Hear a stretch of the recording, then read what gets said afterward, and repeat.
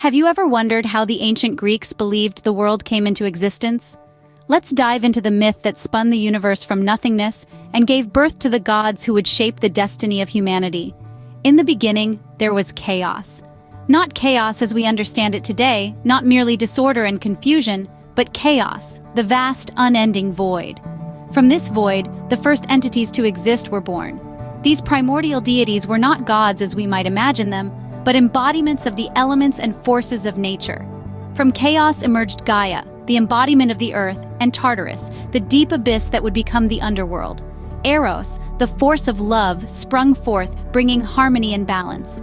Erebus, the personification of darkness, and his sister Nyx, the night, also emerged from the void. These were the first forces of the universe, carving reality from the blank canvas of chaos. But the story doesn't end there. From Gaia alone, the sky and the mountains were born, and she named them Uranus and Orea. She later united with Uranus, giving birth to the Titans. These were powerful beings, each representing different aspects of the world. Among them was Cronus, the youngest and most formidable. Cronus, driven by prophecy and fear, overthrew his father Uranus, becoming the ruler of the cosmos. Under his rule, the Titans flourished, but the prophecy that led Cronus to power also foretold his downfall. It predicted that one of his children would overthrow him, just as he had overthrown his own father. And so, Cronus swallowed his children as they were born, hoping to evade his fate. But his wife, Rhea, tricked him into swallowing a stone instead of their youngest child, Zeus. Zeus would grow up far from Cronus's reach, biding his time until he could challenge his father and fulfill the prophecy. And so, the stage was set for the rise of a new generation of deities, the Olympian gods. What happened when the Titans were overthrown by their own children? Well, that's where our tale of the Olympians begins. In the aftermath of a cataclysmic struggle known as the Titanomachy, the Titans, the elder gods who ruled during the Golden Age, were dethroned. The victors of this celestial war were none other than their own offspring, led by the indomitable Zeus. Zeus, along with his siblings, were known as the Olympians. Born in secret to escape their father Cronus's wrath, they grew up to challenge and overthrow the Titans' reign. Zeus, the youngest but strongest, led his siblings into battle, and after 10 grueling years, they emerged victorious.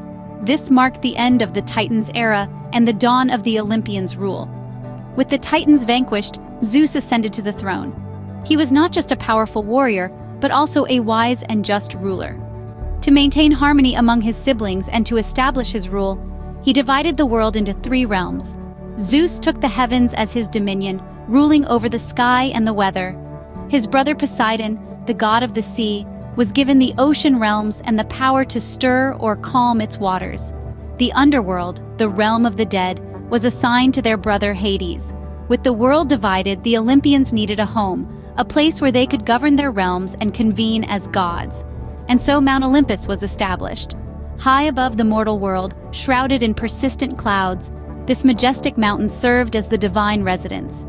Here, the gods feasted on ambrosia, held council, and observed the world below. The Olympians were not just rulers, but also patrons of various aspects of life and civilization. They embodied virtues, vices, elements, and concepts, influencing the mortal world in profound ways. And though they were divine, they were not devoid of human emotions and fallibilities, which made them relatable to mortals. With Zeus as the king and Mount Olympus as their home, the reign of the Olympian gods began. And what a reign it was, filled with tales of power, passion, and intrigue. But those are stories for another time. What were the Olympian gods like, and what roles did they play in the lives of mortals? Let's delve into the grandeur of Olympus, where 12 gods and goddesses resided, each one unique, wielding power and influence over different aspects of the mortal world. First, we have the king of the gods, Zeus, a figure of authority and justice, who controlled the sky and weather. His wife Hera was the queen, a symbol of marriage and childbirth. Poseidon, Zeus's brother, ruled the seas, while their other brother, Hades, reigned over the underworld. Then we have Athena, the goddess of wisdom and war strategy, born from Zeus's forehead, and Apollo, the god of prophecy, music, and healing. Apollo's twin sister Artemis was the goddess of the hunt and wild animals. Aphrodite, the goddess of love and beauty, had a power that even Zeus feared. Her husband Hephaestus was the god of fire and metalworking. Ares, the god of war, reveled in the chaos of battle, while Hermes, the messenger god, moved swiftly with his winged sandals.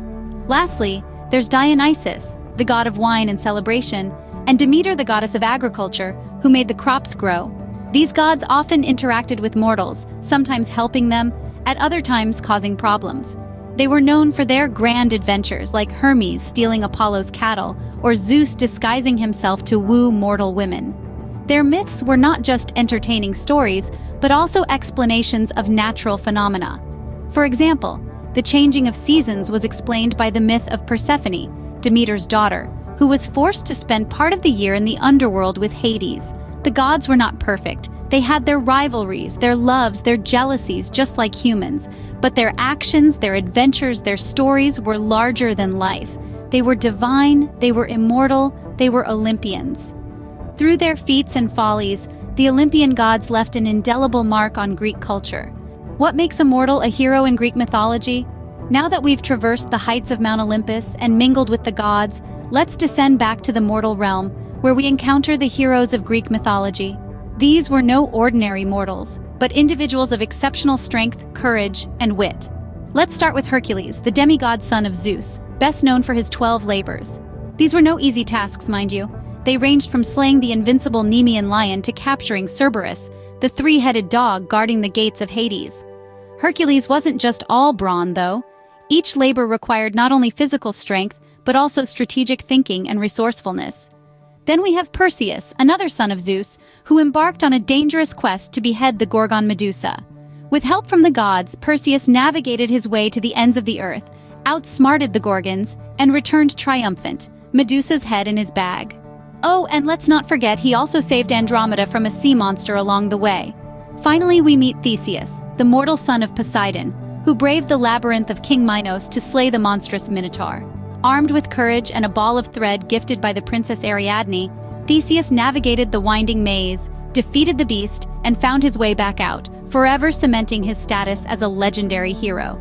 These heroes, each with their unique tales of bravery and cunning, faced insurmountable odds.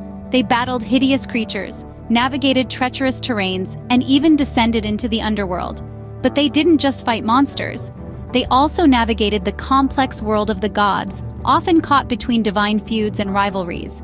Yet, through their trials and tribulations, they proved their mettle, demonstrating what it takes to be a hero in the compelling world of Greek mythology.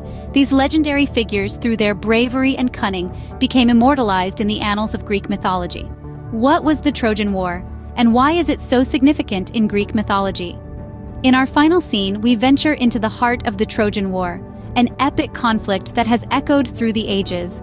This was not just a war among mortals, it was a cosmic battleground where gods and humans clashed, where heroes were born and legends were forged. In the city of Troy, we find Paris, a prince who ignited the war by making off with the beautiful Helen, wife of Spartan king Menelaus. This act of defiance did not go unnoticed by the gods. Aphrodite, the goddess of love, had promised Helen to Paris, and so the divine scales were tipped and the stage was set for war. Enter Achilles, the mightiest of Greek warriors, a man nearly invincible save for his famous heel. Achilles' wrath and heroism during the war have become stuff of legends, his name synonymous with both great strength and vulnerability. His duel with Hector, the noble Trojan prince, is one of the most poignant episodes in Greek mythology. And then there's Odysseus, the cunning hero of Ithaca. His strategic mind was as sharp as his sword. It was he who conceived the infamous Trojan horse, a deceptive ploy that finally brought the city of Troy to its knees. Yet, the Trojan War was not just about the exploits of heroes and the meddling of gods. It was a mirror held up to human nature, reflecting our capacity for both great love and devastating hatred, for unyielding loyalty and tragic betrayal. In its aftermath, we see Odysseus embarking on his 10-year odyssey to return home, facing a series of trials set by the gods. This journey, like the war itself, is a testament to the human spirit's ability to endure and overcome. Even today, these ancient tales continue to captivate us, reminding us of the power of myth and the enduring allure of Greek mythology. So as we close this chapter, let's remember that these stories are not just relics of the past, but timeless lessons that continue to resonate in our present and future.